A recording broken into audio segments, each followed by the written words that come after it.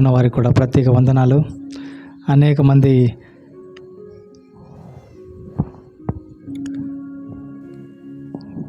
మీకు తెలిసినో తెలియదో గృహప్రవేశం అంటే నేను లేదా ఇంటిలోకి ప్రార్థన పెట్టుకోవాలంటే చాలామంది విశ్వాసులు కూడా దాని సమయము అంటే మంచి సమయము చెడ్డ సమయము వీటన్నిటిని కూడా వాళ్ళు కేటాయించుకుంటారు. రక్షించబడిన తర్వాత కూడా పాత జీవితాన్ని తీసుకురావాలని చెప్పి చాలామంది కూడా మర్చిపోతారు. తెలియదు, అరకొర జ్ఞానం వల్ల మళ్ళీ వెనక్కి తిరిగి చూసుకుంటారు. మన బైబిల్లోని ఒక ఇజ్రాయెల్ దేశస్తులకి మొట్టమొదటిగా రాజు సౌలు. దేవుడు ఆయన ప్రత్యేకంగా అభిషేకించి, బైబిల్లో రాయబడింది, చాలా సుందరమైన వాడు, చాలా ఎత్తుగలవాడు, చాలా మంచి కలర్ ఉన్నటువంటి వ్యక్తి. దేవుడు ఆయనను ఎన్నుకొని అభిషేకించి మొట్టమొదటి రాజుగా, ఈ బైబిల్లోని మొట్టమొదటి రాజుగా దేవుడు నియమించాడు సౌలును. అటువంటి సౌల్ ఇక్కడ కొద్దిగా నేను మీకు చెప్పబోతున్నాను. తిరిగి సంఘంలో దీన్ని కంటిన్యూ చేస్తాను. అందరూ అక్కడికి రండి, మిగతాది కూడా ఇందరు. హల్లెలూయా.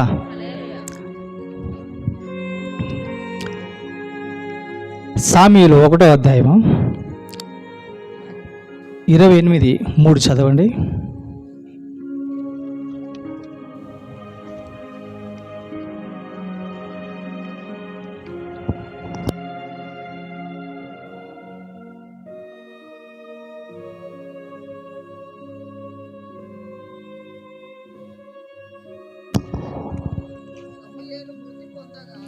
సమూయేలు మృతి పొందగా ఇశ్రాయేలీయులు అతని గూర్చి విలాపము చేసి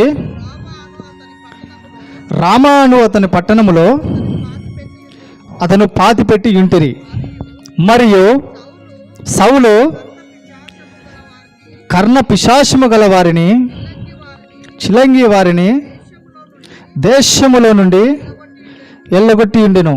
చాలమ్మా, చూడు, ఇదే సౌలు, దేవున్నటువంటి అభిషేకాన్ని పొందుకున్నటువంటి వ్యక్తి సౌలు. సామూయేలు చనిపోయిన వెంటనే సామూయేలు ద్వారానే అభిషేకం పొందుకున్నాడు సౌలు. అటువంటి ప్రవక్త ద్వారా అభిషేకం పొందుకొని అతను చనిపోయాడు. ఎవరు? సౌలు చనిపోయాడు అభిషేకం చేసి. సామూయేలు చనిపోయారు సౌలుకు అభిషేకం చేసి. అతను మొట్టమొదటి రాజుగా ఉండడం వల్ల, మీకు తెలుసో లేదో, ఇజ్రాయెల్ దేశమైనా సరే ఆ చుట్టుపక్కల ఉన్న వారిని కూడా అక్కడ ఈ కథ చెప్తారు చూసారా, ఈ కాటిపాపులని కానీ, లేదంటే నాకు భవిష్యత్తులో ఏం జరగబోతుంది, నా భవిష్యత్తు ఏంటి, నా బిడ్డల భవిష్యత్తు ఏంటి, నేను సంపాదించుకుంటున్నా లేదా, నాకు ఉద్యోగం వస్తుందా లేదా అనేసి వారికి వేలకు వేల డబ్బులు పెట్టి వాళ్ళ దగ్గర కథ చెప్పించుకుని పోతారు. అట్టి వారిని కాటిపాపులైతే సరే, ఇవన్నీ కూడా వీరందరినీ కూడా సౌలు రాజు దేశంలో ఏ ఒక్కరిని లేకుండా అందరినీ కూడా తరిమి వేశాడు. దేవుని అభిషేకం పొందుకున్న తర్వాత మన జీవితాల్లో కూడా చాలామంది కూడా దేవుని అభిషేకం పొందుకున్న వెంటనే రక్షించబడిన కొత్తలో ఉండేటువంటి ఆ వైరాగ్యం, ఆ యొక్క రోషము కలిగి దేవునిలో నిలబడుట. ఆ రోజు సౌలు ఏ విధంగా అయితే ఉన్నాడో, రక్షింపు పొందిన వెంటనే, బాప్తిని తీసుకున్న వెంటనే, దేవునికి అభిషేకాన్ని పొందుకొని దేవుని కొరకు ఇంత రోషము కలిగి అనేక మంది ఎవరెవరైతే బాప్తిని తీసుకొని ఉంటారో, దేవుని అభిషేకాన్ని పొందుకొని ఉంటారో, దేవుడి కొరకు గట్టిగా నిలబడతారు. కానీ పోను అదే సౌలు ఏం చేస్తారో తిరిగి మళ్ళీ చదువుదామండి.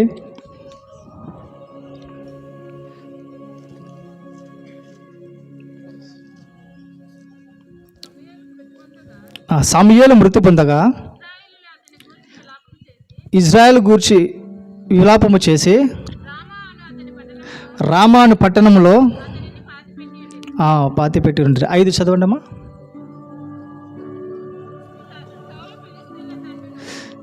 సౌలు ఫిలిష్తీయుల దండను చూచి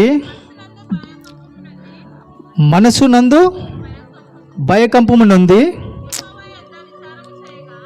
హల్లెలూయా. చూడండి, ఏదైనా ఒక సమస్య వచ్చిందంటే, మన దేవుళ్ళో బాగా ఉంటాము, దేవుళ్ళో బాగా చర్చికి వెళ్తాము, పాస్టర్ గారు ఏది చెప్తే అవునా పాస్టర్ గారు అంటాము, ఏదైనా ఒక కార్యం చేయాలంటే పాస్టర్ గారు సలహా తీసుకొని ప్రార్థన చేసుకొని చేస్తూ ఉంటాము.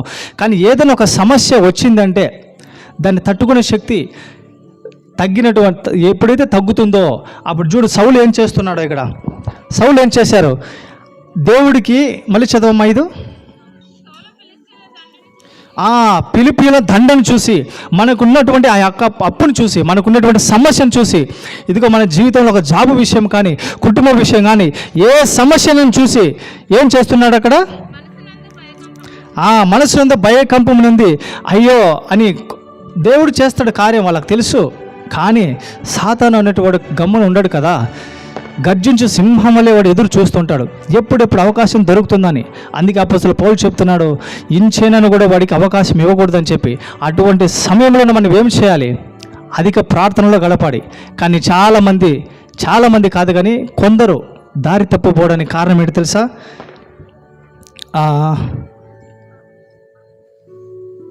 15 సామెతల గ్రంథం ఇందులో వచ్చేసి తన దాసుడికి చెబుతాడు. ఎప్పుడు 7 చదవండి అమ్మా. అప్పుడు సౌలు,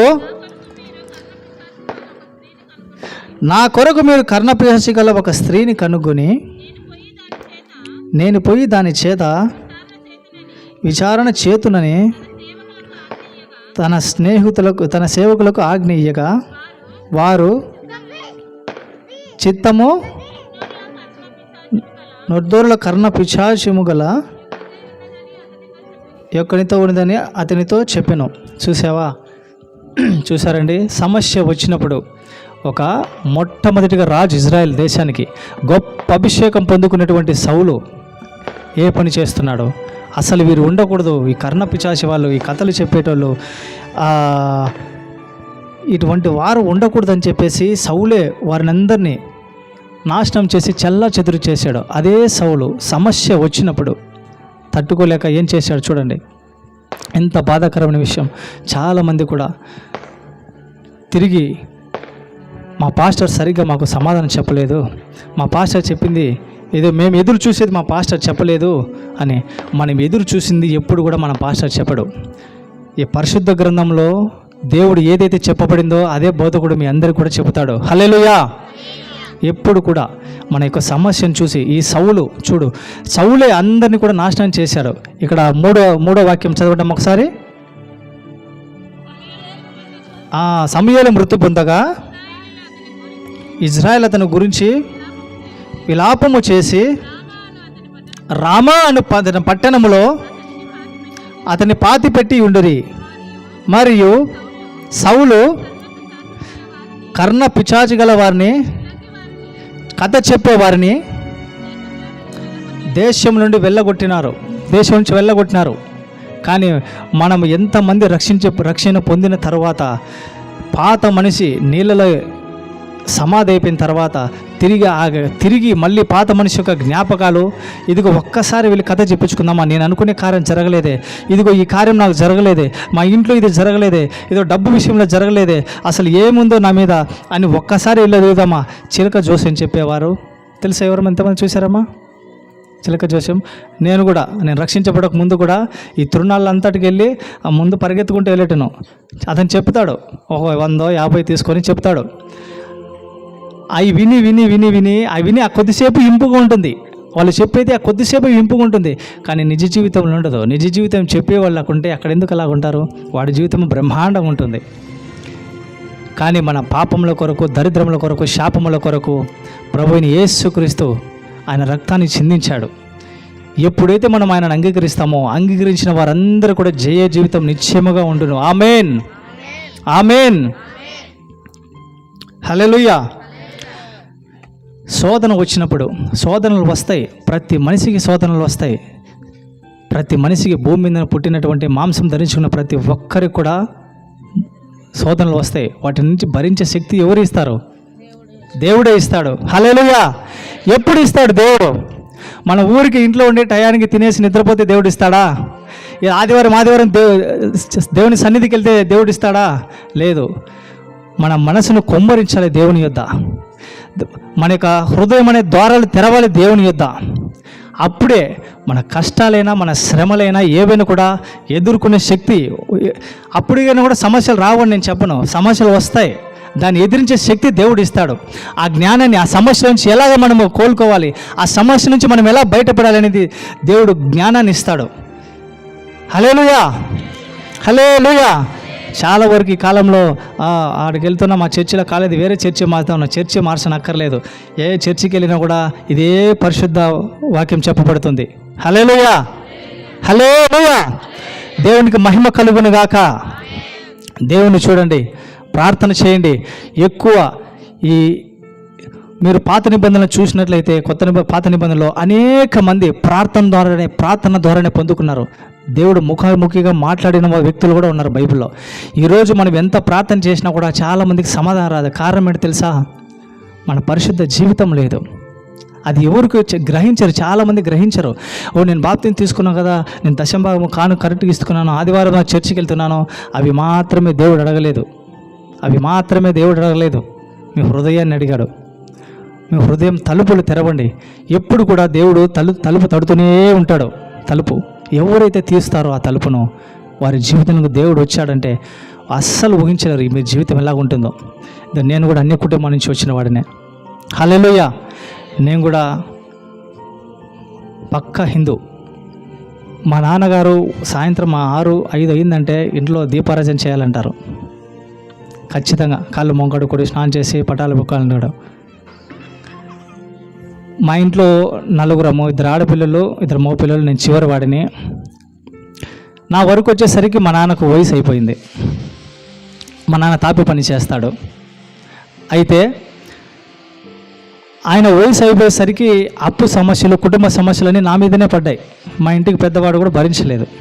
16 సంవత్సరాలలో విదేశాలకు వెళ్ళాను. పాపంలో జీవిస్తున్నాను. ఏది తెలియదు. ఎవరితో ఎదుటి వ్యక్తితో ఎలాగా మసులుకోవాలి, ఎలాగ మాట్లాడాలో కూడా తెలియనటువంటి అజ్ఞానంలో బ్రతుకుతున్నా నేను. పాపములు మునిగిపోయి ఎవరిన పిలిచినా కూడా ఏం నన్ను మతం మారుస్తాం అనుకుంటున్నావా? చాలామందికి తెలియని విషయం. ఇది మతము కానే కాదు. క్రైస్తవులు అనేది మతము కాదు, మార్గం మాత్రమే. యేసుక్రీస్తు ఇంగ్లీష్లో జీసస్ క్రైస్ట్ అంటారు. జీసస్ క్రైస్ట్ని ఎవరెవరైతే వెంబడిస్తారో వారిని క్రైస్తవులుగా, క్రిస్టియన్స్గా పిలువబడతారు తప్ప వేరేది మతం కాదు. ఇది మనసుకు సంబంధించింది, మనం నమ్ముతున్నాం అంతే. చాలామంది తెలియక దీన్ని ఇలాగ నేను నా ఫ్రెండ్తో అన్నాను,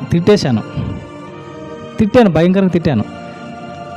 తిట్టి మళ్ళీ వెళ్ళలేదు. మళ్ళీ సంవత్సరం తర్వాత నేనే ఫోన్ చేశా. లోకంలో పడిపోయి అప్పు సమస్యలు ఎంత సంపాదిస్తున్నా కూడా రోజుకు అర్ధగంటే నిద్రపోయేటని, అర్ధగంట నిద్రపోయి పని చేసేటని. ఎంత డబ్బులు కంటే డబ్బు ఉన్నది, కానీ అప్పులు తిరిగేవి కాదు. చిల్లు వేసిన సంచిలో వచ్చినట్లు వెళ్ళిపోయేది. ఎక్కడ ఖర్చు పెట్టాలో తెలియదు, జ్ఞానము లేదు. 17 సంవత్సరాలకు ఎలా ఖర్చు పెట్టాలి? తిన్నామా, తాగామా, తిరిగామా, ఉన్నది ఇంటికి పంపించామా, అంతే.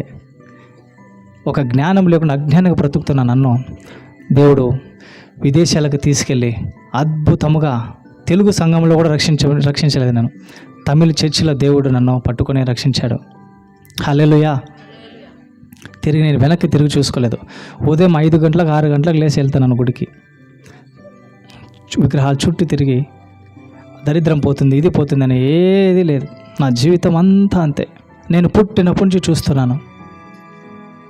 మా ఇంట్లో వాళ్ళందరూ కూడా నన్ను అసహించుకుని మొదలుపెట్టారు. అక్కడి నుంచి ఫోన్ చేసి చెప్తున్నాను, నువ్వు మతం మార్చుకున్నావా? మా అన్న అయితే చాలా అసహ్యంగా మాట్లాడేటాడు. కానీ దేవుడిలో మాత్రం అలా ఉన్నాను. దేవుడు ఆశీర్వదిస్తూనే వస్తున్నాడు. సమస్యలు తీర్చాడు. ఈరోజు ఇలా ఉన్నానంటే మా ఇంట్లో వాళ్ళే నన్ను నమ్మలేదు, ఎవ్వరు మాట్లాడలేదు. మా అమ్మ చర్చికి అయితే రాలేదు, కానీ ఇంట్లో వాటన్నిటిని తీసివేసింది. హల్లెలూయా. కారణం ఏంటి తెలుసా? మన సాక్ష్యం అమ్మ, మన సాక్ష్యాన్ని. మన ఇంట్లో ఎవరైనా రక్షించబడలేదా? జ్ఞాపకం చేసుకోండి. నీ జీవితం ఎట్లుంది? ఇంట్లో మీరు ఎలాగ మాట్లాడుతున్నారు? భర్తలతో ఎలా మాట్లాడుతున్నారు? భార్యలతో ఎలా మాట్లాడుతున్నారు? బిడ్డలతో ఎలా ఉన్నారు? ఇవన్నీ జాగ్రత్త. మన నోటిని ఎంతగా జాగ్రత్తగా కాచుకొని విశ్వాసం కాపాడుకుంటామో అంత తొందరగా వారు రక్షింపులకు నడిపించబడతారు. హల్లెలూయా,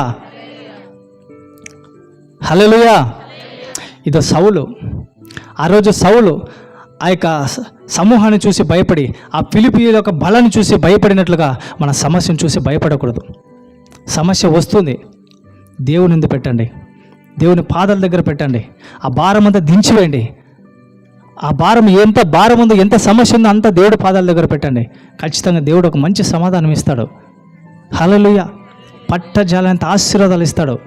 దేవుడి వల్ల అసాధ్యమైనది ఏదీ లేదు, సమస్తము సాధ్యము. క్రైస్తవులకి ఏంటి తెలుసా? ఒకే ఒక చిన్నది ప్రార్థన. వేరేది ఏం లేదు. మీ జీవితం మారాలంటే ప్రార్థన. అబ్రహాం 100 ఏళ్ళు ఎదురు చూశాడు ఒక బిడ్డ కోసం. ఈరోజు చూడిపోయింది, ప్రపంచమంతా ఒక పక్క ఉన్నా కూడా, ఇజ్రాయెల్ దేశం ఒక పక్క ఉన్నా కూడా వాళ్ళని కదిలించినా కూడా కదిలించలేదు. ఏళ్ళు కూడా పెట్టలేకున్నారు వాళ్ళ దేశంలో. కారణం ఏంటి తెలుసా? దేవుడు ఆ రోజు వాగ్దానం చేశాడు అబ్రహాముకు. హల్లెలూయా. నిలబడ్డాడు. అంత విశ్వాసం కలిగి మనం ఉండాలి. మన పితరుడు ఎంత గొప్ప విశ్వాసం కలిగినాడు. 100 సంవత్సరాలు ఎదురు చూశాడు. మీరు కూడా అలాగ ఉండండి. ఈరోజు ఎవరైతే ఇంట్లో గృహదర్శనం పెట్టుకున్నారో వారికి ముఖ్యంగా మీ చుట్టుపక్కల ఉన్నవారు రక్షించబడాలంటే మీరు విశ్వాసాన్ని కాపాడుకోవాలి. ఈరోజు ఊరిలో సాక్షిని, ఊరిలో ఎటువంటి పేరు లేని నాకు తిరిగి ఇండియాకు వచ్చేసరికి చర్చికి వెళ్తున్నాను, నన్ను చూసి అనేక మంది మర్యాద ఇవ్వడం మొదలుపెట్టారు. నన్ను చీకొట్టిన వాళ్ళే. అంత అసమైన జీవితం నుంచి దేవుడు నన్ను రక్షించాడు. కారణం ఏంటి తెలుసా? మన జీవితం, మన సాక్ష్యం. ఎంతసేపు ప్రార్థన చేస్తున్నాము. ఈ కాలం అందరికి, ప్రతి ఒక్కరికి ఉంటుంది. ఇది పెద్ద దయ్యం. యవ్వనస్తులకు కానీ, ముసలి వాళ్ళకు కానీ, చిన్నపిల్లల కానించి కూడా. మా ఇంట్లో బాబు ఉన్నాడు. క్రిస్టియన్ కార్టూన్స్ కానీ, మియో కానీ, పిల్లి కానీ పెడితేనే తినడు. మా అన్న వాళ్ళ ఇంటికి వెళ్ళి అదంతా నేర్పించారు వాళ్ళు. దయచేసి చెప్తున్నాను, ఎవరు కూడా మొబైల్ ఇవ్వద్దు చిన్నపిల్లలకు. సమస్తం ఉంది. ఏది పడితే అది వెబ్సైట్ ఓపెన్ అవుతుంది. చిన్న వయసులో నుంచి చిన్నపిల్లలు చెడిపోతున్నారు. పెద్దలు ఎక్కువ ఈ ఫోన్లో లేకపోతే చిన్నపిల్లలు ఫోన్ అడగరండి. అవునా? ఎక్కువ ముందుగానే పెద్దోళ్ళే చూస్తూ ఉంటారు. నేను ఫారెన్లో నా చిన్న వయసులో నుంచి ఉన్నాను. దాదాపు 15 సంవత్సరాలు నాడు. నాకు ఎటువంటి టిక్ టాక్లు, ఇన్స్టాగ్రామ్లు ఏమి లేవు. మనం ఒక పాస్ట్ ఇన్స్టాగ్రామ్ ఓపెన్ చేసి ఇచ్చాడు. ఇంతవరకు లేనే లేదు. మనము ఈ బైబిల్ ఎక్కువ చదివి దేవుడికి సహవాసం చేస్తే చాలు. వేరే ఎవ్వరి సహవాసం అవసరం లేదు. ఎవరెవ్వరి సహవాసం అవసరం లేదు. మంచి సేవకులు ఉన్నారు. ఇటువంటి సేవకుడు ఎక్కడి నుంచో, ఎంత దూర ప్రాంతం నుంచి వచ్చాడు. ఎంత దూర ప్రాంతం నుంచి చూడండి. దేవుడు ఈ ఊరి మీద, ఈ జనాల మీద గొప్ప భారం పెట్టారు పాస్టర్ గారికి. ఇందుని బట్టి నేను సంతోషిస్తున్నాను. హల్లెలూయా. దేవునికి స్తోత్రం. అభిషేకం అతను కోల్పోయిన తర్వాత సౌల్, అభిషేకం ఎవరి మీదకి వెళ్ళింది? తర్వాత దావీదు. ఎంత గొప్పగా దేవుడు వాడుకున్నాడు. ఆ వంశంలో నుంచి ఈరోజు మనము సొంత రక్షకుడు మనకు పుట్టాడు. హల్లెలూయా. దేవునికి స్తోత్రం. మిగతా ప్రసంగం వినాలంటే చర్చికి రండి. ఇప్పుడు వస్తున్నారు కదా అందరూ, అక్కడికి రండి. చాలా అద్భుతంగా ఉంటుంది. అయ్యగారు చెప్పారు ఇక్కడనే, ఇప్పుడే చెప్పారు. అందుకే నేను సరిగ్గా ప్రిపేర్ కాలేక వచ్చినాను. అక్కడికి రండి, గొప్పది. హల్లెలూయా. రండి. ఈరోజు సౌలు జీవితంలో ఇంకా ఏం జరిగింది? దావీదు జీవితంలో ఏం జరిగింది? మన జీవితంలో ఎందుకు కొదువైంది? ఎందుకు మనం హెచ్చించబడలేకపోతున్నాము? ఆశీర్వాదాలని ఎందుకు బంధించబడి ఉన్నాయి? కారణం ఏంటి? అవన్నీ మీకు ఈరోజు అక్కడికి వస్తే నేను చెప్తాను ఏంటి అనేది. దేవుడు ఎంతగా ప్రేమిస్తున్నాడో తెలుసా మనల్ని? ఎవ్వరు కూడా, మన అమ్మ, నాన్న, బిడ్డ ఎవ్వరు కూడా భూమిలో ప్రేమించలేరు పరలోకమందున్న తండ్రి ప్రేమించినట్టుగా. ఎవ్వరు కూడా ప్రేమించలేరు. గొప్ప ప్రేమ. ఆయన పక్కన మనల్ని కూర్చోబెట్టుకోవాలని చెప్పి ఎంతో ప్రయాసపడుతున్నాడు పరలోకమందున తండ్రి. మనిషి ఎంత దిగజారిపోతున్నాడు అంటే అంత దిగజారిపోతున్నాడు. కానీ దేవుడు అంత గొప్ప మనసుతో దేవుడు ఇంకా మనిషిని ఎదురు చూస్తున్నాడు మనిషి దగ్గర. ఇది ఈ కుమారుడు కాదు, ఈ కుమార్తె వస్తుందేమో, ఈ కుమారుడు వస్తాడేమని ఆది మొదలుకొని ఆదాము వలక నుంచి ఇప్పుడు వరకు కూడా ప్రతి మనిషి దగ్గర ఎదురు చూస్తున్నాడు. హల్లెలూయా. రండి, సంఘంలో అందరూ తిరిగి మళ్ళీ కలుసుకుందాం. దేవునికి స్తోత్రం.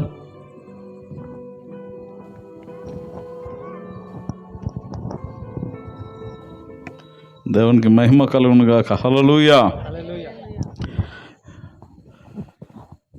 మరి చక్కటి సందేశాన్ని తన దైవ సేవకుల యొక్క జీవిత సాక్ష్యము ఈరోజున మనకొక అసలైనటువంటి సందేశము, దాంతో పాటుగా సౌలు జీవితము మరి మనకొక పాఠాన్ని నేర్పిస్తూ ఉన్నది. సౌలు మొదటిగా అభిషేకం పొందినవాడే, కానీ తర్వాత ఏ దయ్యాలు, ఏ కర్ణ పిశాచాలు, ఏ సోద చెప్పేవాళ్ళు తన రాజ్యంలో ఉండొద్దు అని తన నోటి నుండి అన్నాడు. మరలా అభిషేకం కోల్పోయినాక వాళ్ళ దగ్గరికే వెళ్ళి ఒక మాటలో చెప్పాలంటే జాతకం చూపించుకున్నాడు. అంతే కదా?